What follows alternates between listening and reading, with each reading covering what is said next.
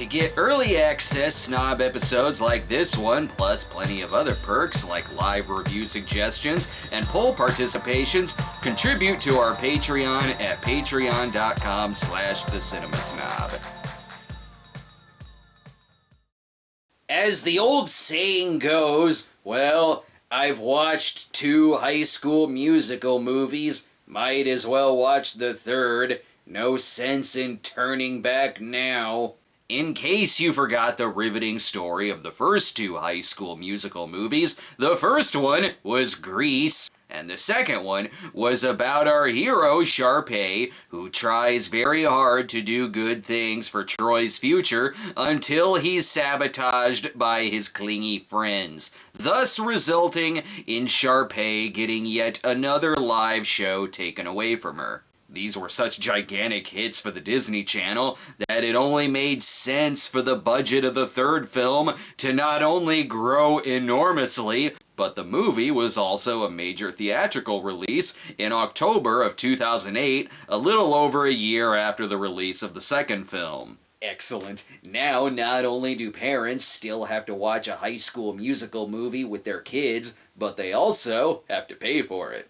The full title is High School Musical 3 Senior Year and is about prom, college prospects, and the gang's final year together in school. Funny, I thought they were seniors in the previous 2 movies as well. Guess I was wrong, unless they're so dumb they've had to repeat senior year 3 times. Seems accurate. While the budget is significantly higher, the movie still has the same director and the same writer, but with mountains more cocaine. Let's see if releasing this to theaters actually makes it a better High School Musical movie.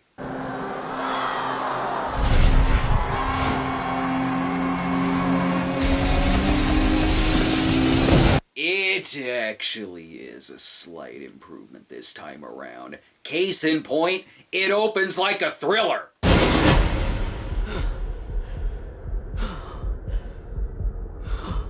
Is he defusing a bomb? When did this get so intense? Maybe they should also credit the screenwriters of Hoosiers this time around. Though I am worried that this is the second one in a row that starts with a character checking the clock. They may look sad, but in reality, they're winning this basketball game. They're just bummed out that they had to come back for another High School Musical movie. Look, Zach, just one more of these movies and then you can do 17 again. Coach Devin Sorbo is back to give them a speech about how they're losing because of Iggy's stupid drunken tattoo. Even though Coach gave them a speech, here's another one. You heard Coach. We're all gonna remember the next 16 minutes for a long time after we leave East High. That's what Chad said when he lost his virginity to a hooker at Lava Springs. Alright boys, remember the first one, get your head in the game. Come on, boys! The way we play tonight is what we leave behind. And then they lost. Is the competing team singing a competing song? That's gonna really sound confusing to the audience. I bet they're going by basketball rules. That's why they're trying to psych out the other team. Dancing has gotta count for traveling, though. I'm calling foul. This movie is shot and edited like a Nom flashback. Right now I can hardly breathe. So, is this a timeout then? This 3-point solo could lead them to victory. Now let's celebrate by shoving a pom-pom up my ass. Here, put in the Troy superfan, Jimmy, just cuz. Yeah. Oh yeah. Calm down. Yeah, that haircut looks stupid on me 2 years ago. You can't even imagine how dumb it looks on you. Need more evidence of this movie's high ambitions? This one is way more provocative, truly the Heathers of its time. They will dedicate this trophy to the memory of not Troy. And nothing like celebrating their dance basketball win by going to a party and dancing and playing basketball. They blew the entire school budget on this party, so it's a good thing they won. Oh hey, you're alive! You must be a cyborg. Great house, bro. Your room is way cool. Oh, thanks, man. Yeah. You were in my room? Whoa. I jerked off on all of your G.I. Joes. Please like me. Now they escape to their top secret treehouse. This place is so cool. Yeah, it completely cuts out the noise of the party happening 7 feet from us. Typical problems. She wants to go to Stanford. He may go to his dad's alma mater. The important thing is that no matter what happens, they'll be fine. Even if they have to break an awkward silence with a song. Can you imagine? Yeah, too bad with that party going on. This is what the song would really sound like.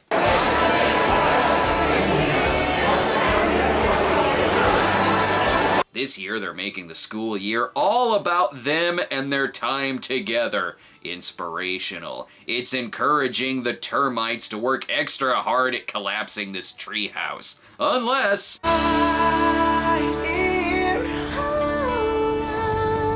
Unless they go back into outer space? Now that the song is over, where were we? Is this a pirate's wheel? I'm sticking by my theory that this is their 3rd time repeating senior year. And then the janitor arrives to school. Oh, my mistake. It's just Sharpay, still excelling at spelling class. She's still the most popular one here in the horny polls.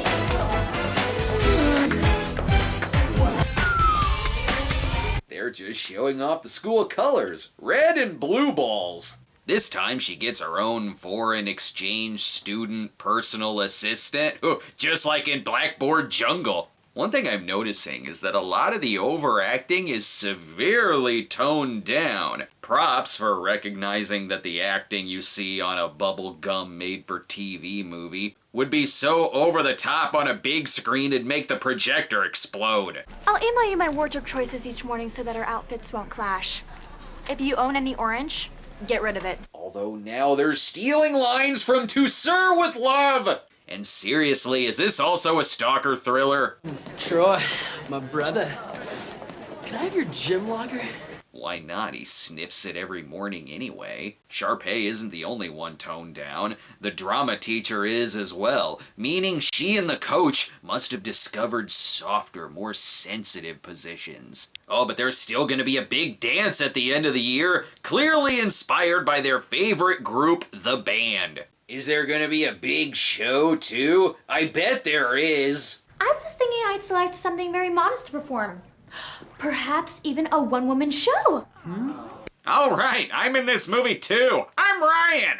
To keep Sharpay from doing a one-woman show, Kelsey signs the whole group up for a year-end musical. What show are they doing, you may ask? Why, it's their 3rd straight year of the Ishtar musical, of course. No wonder none of them want to do this. I'm working on my truck every day after school. I've got 5 recipes to nail for my family science final. We've got a yearbook to edit. We have shit to do, and we've already done 30 shows this year. Don't worry, they're won over by a simple, come on.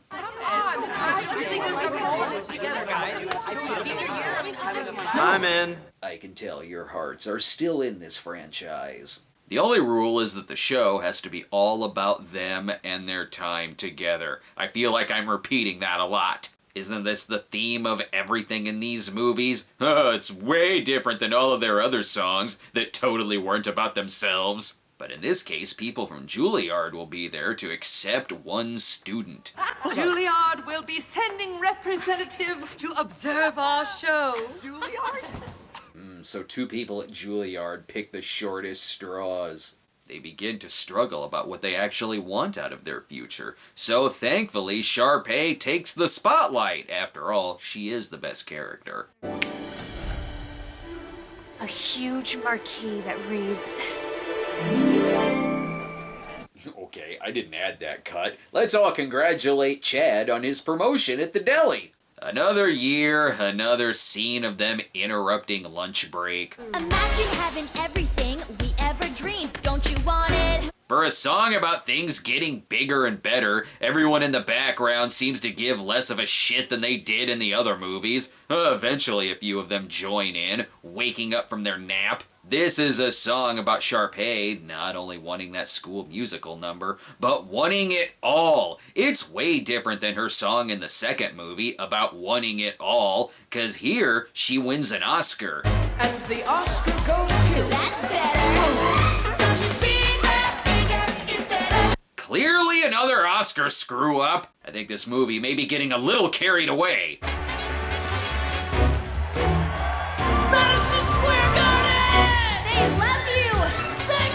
I never thought I'd say this, but I'm having a lot of trouble following High School Musical 3. I think it's Chicago now? I don't know, but then it turns out it was Earth all along.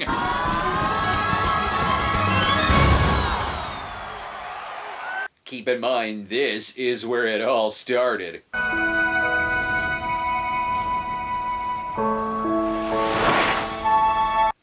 In this one, they definitely poured gasoline on the fireworks budget. Sharpay and Ryan are a lock for that Juilliard win. We're twins. They're gonna have to take us both.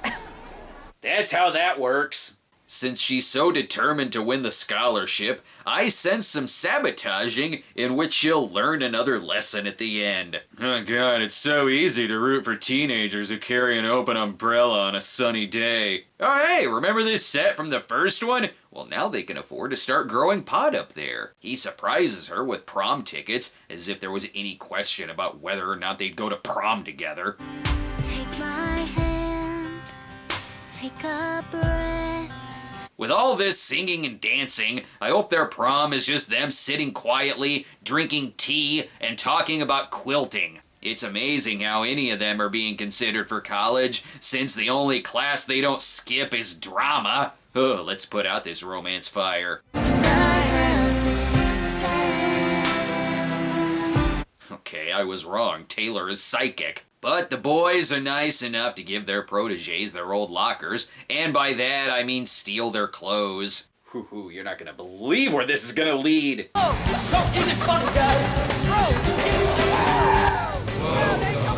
Just kidding, it's way more embarrassing than that. Troy, just give me my clothes! Yearbook opportunity. Photo op. Our heroes, led by future Supreme Court Justice Troy Bolton. Troy is having trouble admitting how much he loves singing. What? But never mind, I guess they attend 2 classes, drama and lunch. Chad, however, finally works up the nerve to ask Taylor to prom. Wait, didn't he ask her out at the end of the first movie? He's just following the rules of dating. After the first date, wait at least 2 years to call her back. He's gonna need a little help. Yo! Oh. My friend has something to say. Thanks for not making this awkward. I'd be honored. Woo! Yay! I don't know who these 2 are, but I'm glad she said yes! Now time for a clothes-changing montage, bro! Ooh, it's that hit song, Material Girls Just Wanna Have Fun. It's gonna be a night. Can't wait to remember. No, it's bad luck to see your date's musical number before the prom. So is Sharpay going to prom with her brother? Okay, I think she could do better. Well, but little did I know that they all live on Avenue Q? Sorry guys, but the prom song from Not Another Teen Movie was way more hilarious. Remember though, this is gonna be a night to remember. It's gonna be a night to remember. Because the prom is gonna be Titanic themed.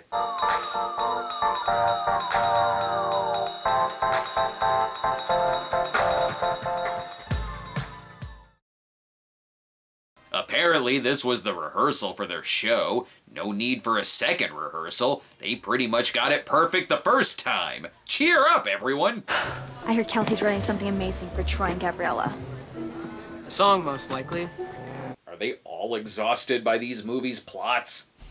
Hey, Troy, good job, man. Dude, stop doing that! Well, except Troy, who is again being stalked. Luckily, his stalker will be distracted because he and Sharpay's assistant are the understudies. Listen, babe, I wouldn't sing with you if my hair was on fire and you were the last bucket of water on Earth. That would actually improve that hairstyle. Gabriella, meanwhile, has been accepted into a Stanford orientation, which means sabotage! It's the same day as the show! Oh, but snap! Ryan is cheating on his sister by asking Kelsey to the prom. You're on my mind, you're in my heart. It doesn't matter where we are. I believe this romance. I have no clue what kind of show they're doing. First, I think they're building a home improvement set, and then Chad shows up as a serial killer. And didn't Kelsey and Ryan used to be singing this? They have such faith in Kelsey and Ryan as a couple that the song transitioned into a Gabriella and Troy duet. Meanwhile, in Transformers 5, Thor gives the boys the keys to the kingdom so they can keep talking about the future and shit. Don't you ever feel like your whole future is being laid out in front of you? I just want my future to be my future. Future, bro. It's like our future's future isn't the future of future. Now let's watch Back to the Future. But not before singing about when they were kids. I was a much better superhero than you were. Take it back to the place where you know. Welp, you just proved his point. These two are tighter than their Spanx collection. Boys are back. The boys are back. Just bang already. Save some cold hard steel for a Can't Stop the Music number. I have no idea where any of this is going. In our house, yeah. We can rock, we can shock, anytime we like. Nice of Freddy Krueger to chime in. Good job, boys. You just woke up the homeless. They'll sing for you, but you better get out some change and don't mess up their car house.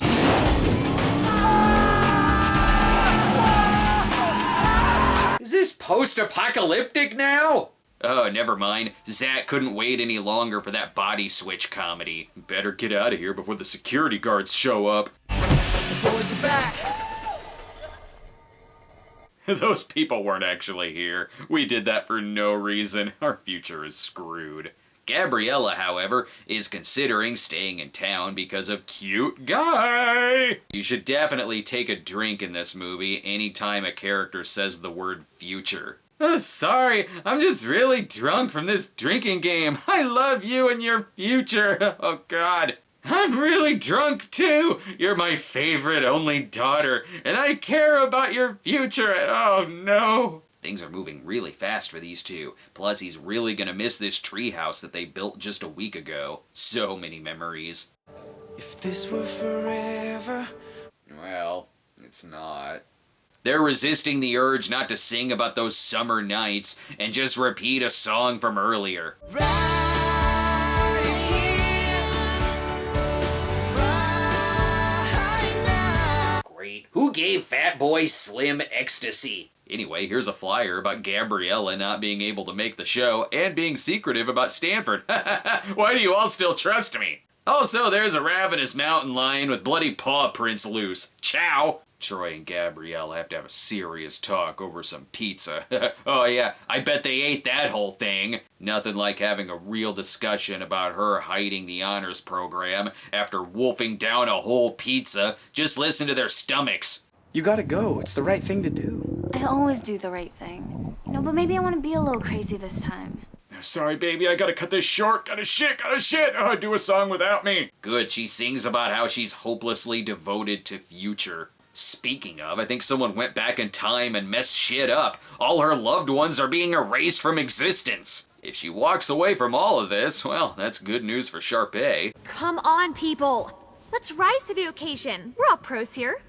Let's do it for Gabriella. You talk as though you won't be replaced by Gabriella in the finale. So, Kelsey, did you hear? Gabriella and I are totes gonna break up. I know that thing with you and Ryan ain't serious. I shouldn't have mentioned Sorbo earlier, though. Now son and dad have to shoot hoops and talk about chicks, bro. When did this become a Christian movie? She's knee-deep in geniuses out there. Okay, graphic. They have a fight because he may want to go to Juilliard and not dad's school. You're a shitty parent if you didn't see this coming. Now he has to break into school and set everything on fire with sex appeal. Finally, a scene for the ladies. Is any of this really happening? This one feels way more like a fantasy universe.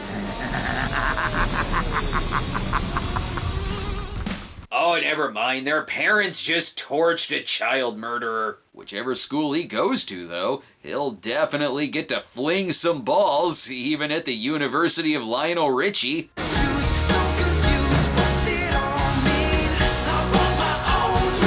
I'm shocked that none of these songs were nominated for an original song Oscar. Thankfully, the angry song doesn't make a helicopter explode this time, but it does bring about the end of days, not to mention...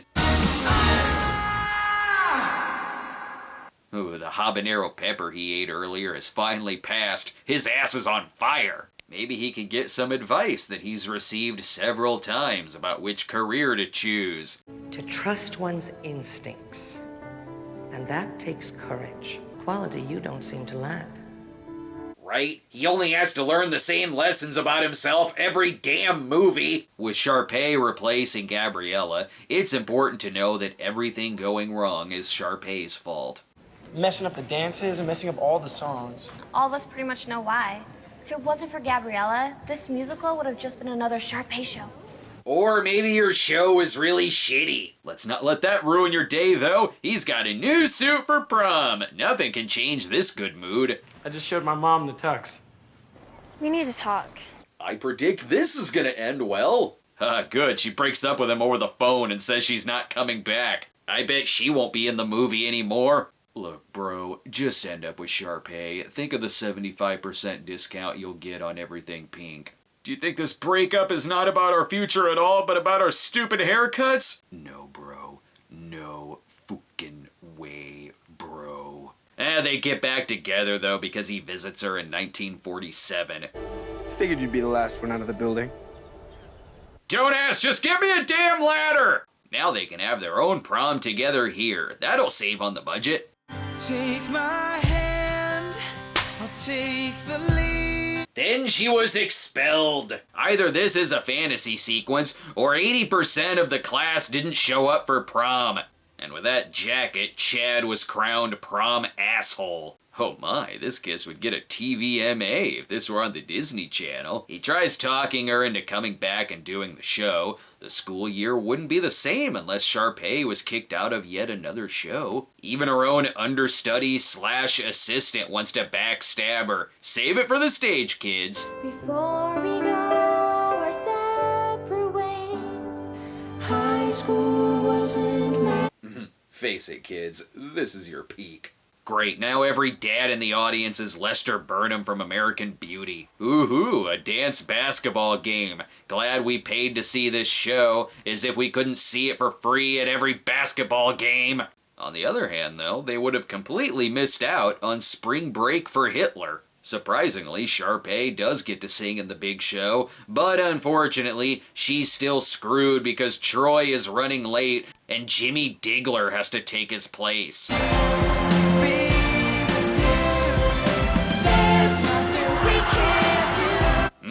Hottest duet since Do It For Your Country from Grease 2. Oh, Jimmy, you're so musically rapey. Everyone wants Troy so bad that he doesn't even have to get on stage or wear a costume. Take note, that's the man we need for Baywatch. I stole these from Sharpay's room. She won't notice. God, I love you and hate Sharpay. Sharpay Evans, I believe you're in the wrong costume. Then she dresses like a nun and shoots every one of them. For no reason, her understudy goes out in her place, other than the two of them can now perform their song called You Bitch. What a show. The drama teacher decides to hold off on her solo performance as Mrs. Doubtfire to introduce the graduating class. Nothing like announcing college application results in the musical show. Ryan gets that spot in Juilliard, while Sharpay... Miss Evans has agreed to return to East High next fall to assist me in running the drama department. Well, that's just as good. Troy, meanwhile, makes a choice that only happens in movies. I've chosen basketball. But I've also chosen theater. Makes sense. They both exist in the same world anyway. Chad, however, wins a spotlight in being an asshole and making everyone wait while he shoots hoops and pouts. Does Berkeley play? Oh, yeah. We're scheduled to kick some Red Hawk butt next November.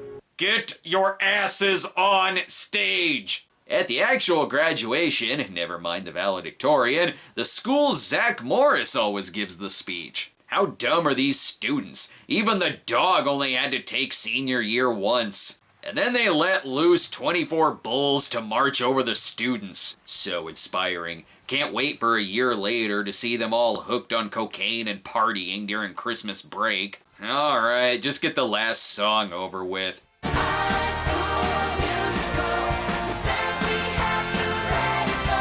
Oh, that's what this series is called? I thought I was watching Camp Rock. Sharpay takes the lead again because, seriously, best character and real hero of the movie. Now for one last time, let's jump back in that meat grinder. Oh yeah, and these two are still together since their colleges are so close to each other. Whatever, he'll dump you after the first year. I mean, love wins.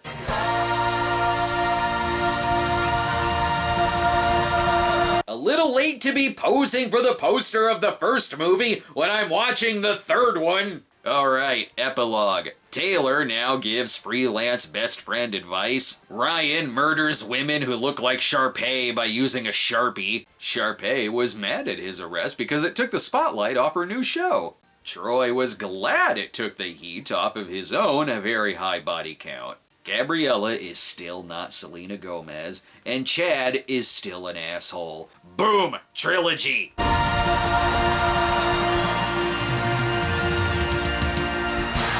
Take that, Baz Luhrmann. Well, that series was, perfectly inoffensive and harmless. It's like if you took all the teeth, or anything resembling edge, out of grease and served it on a plate with water wings attached. These movies are what they are. They're prototypical tween musicals with a conveyor belt plot that goes in one ear and out the other, and they're so safe that it's hard to get pissed or even react emotionally while it's on.